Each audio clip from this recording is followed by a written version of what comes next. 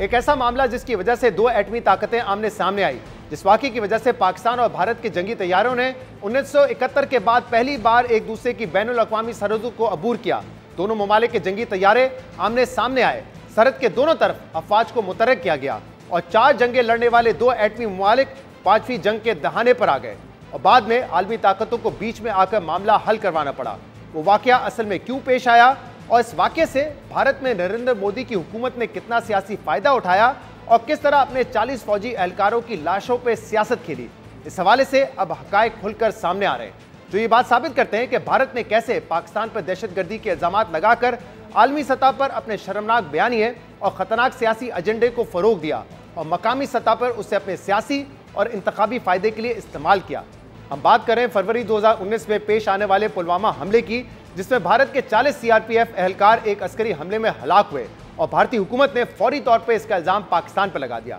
लेकिन अब भारत के अंदर से अहम रियासती ओहदों पर तैनात रहने वाले बीजेपी के अपने लोग ये गवाही दे रहे हैं कि बीजेपी ने पुलवामा वाकये की जड़ को समझने के बजाय जबरदस्ती इसका इल्जाम पाकिस्तान पर लगाया था ताकि इस वाकये से सियासी फायदा उठाया जा सके। मकबूजा जम्मू कश्मीर के साबिक गवर्नर सत्यपाल मलिक ने सीनियर भारतीय सहाफ़ी करण थापड़ को दिए गए इंटरव्यू में यह इंकशाफ किया है कि सीआरपीएफ ने अपने सैकड़ों एहलकारों को जम्मू से श्रीनगर मुंतकिल करने के लिए उस वक्त की मरकजी हुकूमत से हवाई जहाज मांगे थे, मगर उस वक्त बीजेपी के वजीर दाखिला राजनाथ सिंह ने सीआरपीएफ को तैयारी देने से इनकार कर दिया था। और वाकये के बाद जब उन्होंने वजीर आजम नरेंद्र मोदी से कहा कि फौजी एहलकार आपकी अपनी हुकूमत की वजह से मारे गए हैं, तो नरेंद्र मोदी और अजित डोवाल ने उन्हें बात करने से रोक दिया और कहा आप इस मामले पर खामोश रहें। सत्यपाल मलिक ने कहा कि इसके बाद मुझे अंदाजा हो गया था कि हुकूमत इसका मलबा पाकिस्तान पर डालना चाहती है। सत्यपाल मलिक बीजेपी के अहम रहनुमा हैं और वो अब तक भारत के 4 रियासतों के गवर्नर रह चुके हैं और जब पुलवामा हमला हुआ उस वक्त वो मकबूजा जम्मू कश्मीर के गवर्नर थे, इसलिए उनका ये एतराफ़ बहुत अहम है।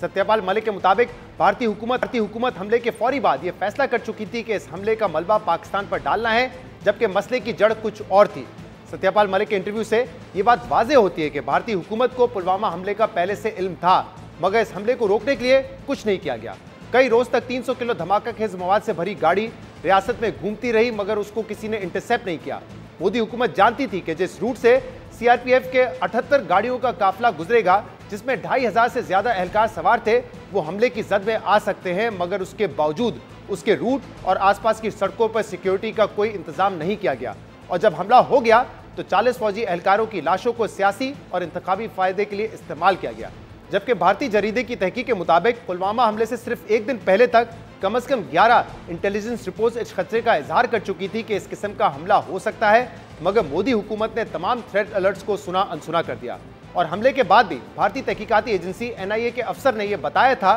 कि मुमकिन है धमाका खेज मवाद एक तामीराती मकाम से हासिल किया गया हो, क्योंकि इस मिकदार में धमाका खेज मवाद सरहद पार से स्मगल नहीं किया जा सकता। मगर बाद में उन्हें बयान तब्दील करके कहना पड़ा कि सरहद पार से स्मगलिंग के इम्कान को मुस्तरद नहीं किया जा सकता। मगर अब सत्यपाल मलिक के इंटरव्यू ने इस वाकये की तहकीकात पर नए सवालात खड़े कर दिए हैं और भारतीय वजीर आजम नरेंद्र मोदी से सवालात किए जा रहे हैं, उनसे माफ़ी मांगने का मुतालबा जोर पकड़ता जा रहा है। अहम बात यह है कि पुलवामा में यह वाकया उस वक्त पेश आया जब भारत में आम इंतखाबात सिर्फ 2 माह दूर थे और इस वाकये के नतीजे में बीजेपी ने मुल्क में जंगी माहौल बनाया, पाकिस्तान मुखालिफ बयानबाजी में तेजी आई, कौम परस्त जज्बात को भड़काया गया, पाकिस्तान पर हमले की धमकियां दी गई और फिर पुलवामा वाकये की तकरीबन 2 हफ्ते बाद भारत ने बैनुल अक़वामी सरहद अबूर करके बालाकोट पर फिजाई हमला भी किया, जिसके जवाब में पाकिस्तानी फ़िज़ाइया ने एलओसी पार करके भारतीय फौजी ठिकानों को निशाना बनाया और MiG-21 को गिराकर भारतीय पायलट अभिनंदन को भी गिरफ्तार कर लिया गया। मगर पुलवामा के बाद से आम इंतखाबात तक बीजेपी ने इस वाक़े को पूरी तरीके से कैश किया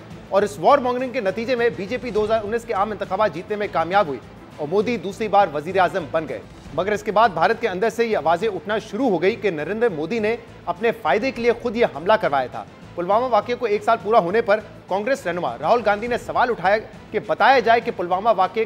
का सबसे ज्यादा फायदा किसको हुआ है, इस हमले की तहकीकात का क्या नतीजा निकला और बताया जाए कि इस सिक्योरिटी नाकामी जिससे हमलावरों को खुली छूट दी गई थी, उस पर किस हुकूमती रहनुमा को कटहरे में खड़ा किया गया। एक और कांग्रेस रहनुमा उदित राज ने कहा कि मोदी की चालबाजियों ने यह वाजे कर दिया है कि मोदी ने ताकत के नशे के लिए पुलवामा हमला खुद करवाया था। इसके अलावा कुछ अर्सा पहले मशहूर भारतीय एंकर अर्नाब गोस्वामी, जो बीजेपी के बहुत करीब समझे जाते हैं, उनके व्हाट्सएप मैसेजेस लीक हुए, जिसमें वो पुलवामा हमले के रोज उस वाकये पर खुशी का इजहार कर रहे थे। अर्नब गोस्वामी अपने मैसेज में एक ओहदेदार को बता रहे थे कि इस हमले से उन्हें बहुत कामयाबी मिली है और इससे इंतखाबात में कामयाबी में बड़ी मदद मिलेगी। बहरहाल अब बीजेपी के सीनियर रहनुमा सत्यपाल मलिक ने खुद इस खेल के राजों से पर्दा उठा दिया है, जिससे पाकिस्तान के मौकिफ की तायद होती है कि पुलवामा हमले का ड्रामा भारत ने खुद रचाया था ताकि पाकिस्तान पर हमले का जवाब बना सके।